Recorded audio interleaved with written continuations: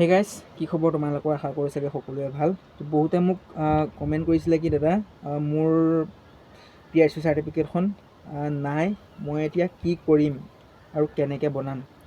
তো চাওক, এইটো মই তোমালোকৰ আগতো কৈছোঁ, তোমালোকৰ যোনখন PRC চাৰ্টিফিকেট সেইখন বহুত ইম্পৰ্টেণ্ট হয়, ঠিক আছে। তোমালোকৰ যোনখন PRC মানে চাৰ্টিফিকেট হয় সেইখন মানে কেলৈ মই ইম্পৰ্টেণ্ট বুলি কৈছোঁ তোমাক, কাৰণ সেই চাৰ্টিফিকেটখন বহুত ইম্পৰ্টেণ্ট হয়, কাৰণ সেইখন তোমাৰ পিছলৈও কাম দিব। মানে PRC চাৰ্টিফিকেটখন যেতিয়া তুমি মানে ডকুমেণ্ট ভেৰিফিকেশ্যনৰ কাৰণে যাবা, যেতিয়া তোমাক ডকুমেণ্ট ভেৰিফিকেশ্যনৰ কাৰণে মাতিব, তো তেতিয়া তোমাৰ যোনখন PRC চাৰ্টিফিকেট সেইখন বহুত কাম দিব।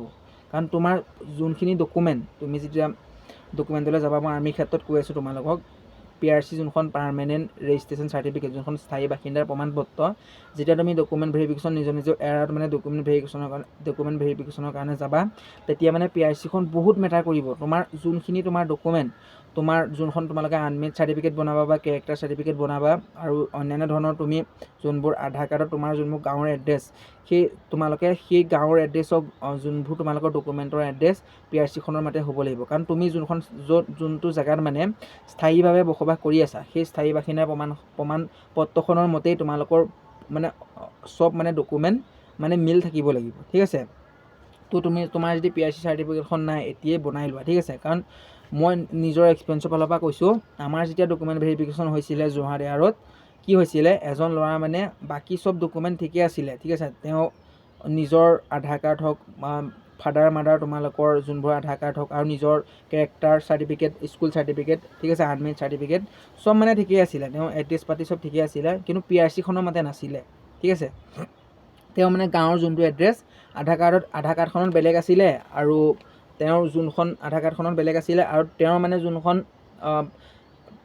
যোনখন তোমালোকৰ PRC চাৰ্টিফিকেট বুলি কয় তাত বেলেগ আছিলে। তো তাত মানে তেওঁলোকে তাত মানে পষ্ট পাই গ'ল, ঠিক আছে। আকৌ ডকুমেণ্টখিনি বনাবলৈ দিলে। মানে ইমান পইচা খৰচ কৰি যেতিয়া ডকুমেণ্টখিনি তুমি বনাই নিবা, মানে যেতিয়া তুমি স্কুল কেৰেক্টাৰ চাৰ্টিফিকেট মানে বহুতো কাগজ পত্ৰৰ ক্ষেত্ৰত ক'বলৈ, কিন্তু বহুত কষ্টও হয়। কাৰণ ইফালৰ পৰা সিফালে যাব লাগে, ইফালৰ পৰা সিফালে যাব লাগে, ঘূৰা পকা মানে দৌৰা পাতি কৰি থাকিব লাগে। তো তাৰ ক্ষেত্ৰত চাবলৈ গ'লে ইমান কষ্ট পাতি কৰি যদি তুমি ডকুমেণ্টবোৰ বনাই দিয়া, আৰু তাৰপিছতো যদি মানে ৰিজেক্ট কৰি দিয়া, বেয়া লাগে মানে ন। তো মই সেইকাৰণে কৈছোঁ, সেই অসুবিধাখিনি তোমাৰ যাতে নহয়,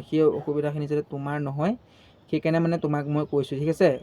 মানে ডকুমেণ্টখিনি যোনখন তোমাৰ PRC মানে সেইখন মানে তুমি মানে বনাই ল'বা এতিয়াই, নহ'লে পিছত মানে বহুত অসুবিধা হ'ব। কাৰণ পিছত যদি বহুত অসুবিধা হয়, তেতিয়া মানে বহুত অসুবিধাৰ সৃষ্টি হ'ব। মানে মই সেইকাৰণে কৈছোঁ, কাৰণ পিছত তোমালোকৰ ইমান টাইমো নাথাকিব, ঠিক আছে।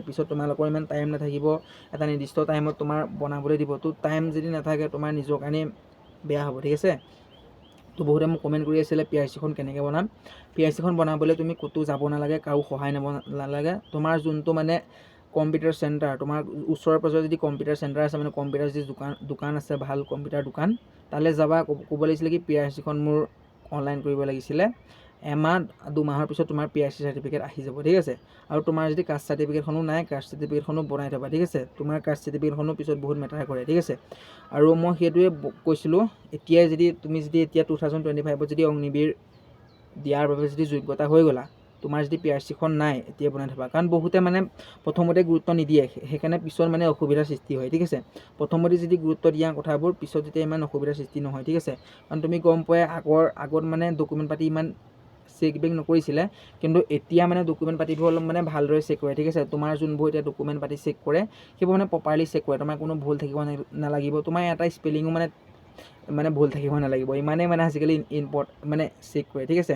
তোমাৰ যদি এটা আখৰ যদি খেলি মেলি থাকে, তুমি আকৌ নিজৰ ডিষ্ট্ৰিক্টত গৈ মানে কোৰ্টলৈ গৈ কোৰ্ট এফিডেভিট বনাব লাগিব, এইটো ভাবি চোৱা, ঠিক আছে। আগৰ লেখীয়া হৈ থকা নাই এতিয়া পৰিস্থিতি, চেঞ্জ হ'ল। তুমি গম পোৱা এতিয়া ডিজিটেল ইণ্ডিয়া হ'ল, ডিজিটেল আছাম হ'ল, সেইটো তুমি গম পোৱা। এডভান্স আছাম 2.2 চলি আছে এতিয়া আঁচনি, ঠিক আছে। হিমন্ত বিশ্ব শৰ্মাই যিটো উলিয়াইছে, তো বহুত এটা ভাল আমাৰ যিমানে ইণ্ডিয়াখন ডেভেলপ হৈ আছে, সিমানে এটা নতুন চিন্তাধাৰালৈ গৈ আছে। এইটো ডকুমেণ্ট পাতিৰ ক্ষেত্ৰতো ছেম, ঠিক আছে।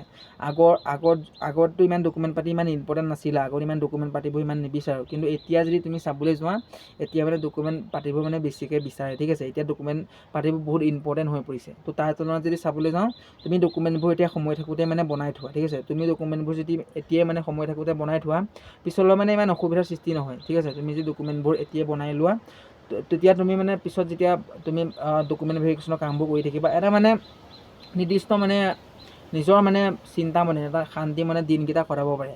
পাৰিবা মানে। কিন্তু পিছত যেতিয়া তোমালোকক নিজৰ ইউনিটলৈ মাতিব তোমালোকৰ ডকুমেণ্ট ভেৰিফিকেশ্যনৰ কাৰণে, আৰু যেতিয়া তোমাৰ ট্ৰেইনিং চেণ্টাৰ যাবা তেতিয়া মানে অসুবিধাৰ সৃষ্টি হয়, মানে লৰালৰি কৰিবলগীয়া হয়, ঠিক আছে। তো সেইকাৰণে মই নিজৰ ফালৰ পৰা কৈছোঁ তোমালোকক যিমান পাৰা মানে এতিয়াই ডকুমেণ্টবোৰ বনাই থোৱা। আৰু যদি তোমাৰ PRC চাৰ্টিফিকেট নাই, যোনখন স্থায়ী বাসিন্দাৰ প্ৰমাণপত্ৰ যদি নাই, এতিয়াই বনাই লোৱা, ঠিক আছে। সেইখন তোমালোকক লাগিবই।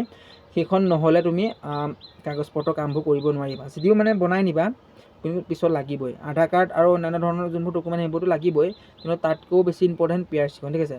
বহুতে মানে PRCখন ইগন'ৰ কৰি দিয়ে, PRC চাৰ্টিফিকেটখন, কিন্তু PRC চাৰ্টিফিকেটখন তোমাক লাগিবই। কাৰণ সেইখন নহ'লে তুমি ডকুমেণ্ট ভেৰিফিকেশ্যন যেতিয়া বিচাৰিব, PRCখন যদি নাই বুলি কোৱা, তুমি নিজে মানে গালি খোৱা লিখীয়া হ'ব মানে, ঠিক আছে। তো সেইকাৰণে মোৰ মতে PRCখন তুমি বনাই ল'বা, ঠিক আছে। PRCখন যদি তুমি বনাই লোৱা তোমাৰ নিজৰ কাৰণে ভাল হ'ব, ঠিক আছে। কাৰণ তেতিয়া তোমাৰ মোৰ যেনেকৈ প্ৰব্লেম হৈছিলে তোমাৰ তেনেকুৱা প্ৰব্লেম নহ'ব, ঠিক আছে। তো সেইকাৰণে মই কৈছোঁ তোমাক PRCখন যদি তোমাৰ নাই এতিয়াই বনাই লোৱা, ঠিক আছে। আৰু ভিডিঅ'টো যিমান পাৰা লগৰবোৰলৈ শ্বেয়াৰ এটা কৰি দিবা, তেওঁলোকৰ যদি PRC নাই তেওঁলোককো বনাই ল'বলৈ দিবা। তো আজি ভিডিঅ'টো ইয়াত ইমানতে সামৰণি মাৰিছোঁ। সকলোকে ধন্যবাদ।